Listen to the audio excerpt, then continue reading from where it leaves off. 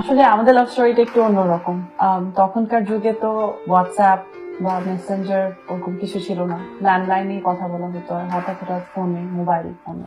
So আমি ওকে অনেক letters লিখতাম, 10 পাতা 12 পাতা লেটার্স লিখতাম, আর ওগুলো আমি আমার টিচারের হাতে ওর কাছে পৌঁছাতাম, কারণ কি আমি তো বের হতে পারতাম না। এখন যতটা ইজি অ্যাক্সেস সবকিছুর সাথে, ওই সময় অতটা ছিল না, তো আর কি অনেক বড় বড় লেটার পড়তে হইতো। So it was fun. যে কোনো লাভ স্টোরিতে যারা যেসব জিনিস ফেস করে, আমিও এক্স্যাক্টলি ওইসব জিনিসই ফেস করেছি। But end of the day আল্লাহর এটাই ইচ্ছা ছিল যে আমরা দুজন একসাথে হব আজকে। এই কারণেই একসাথে I am very very happy, very blessed to have her in my life.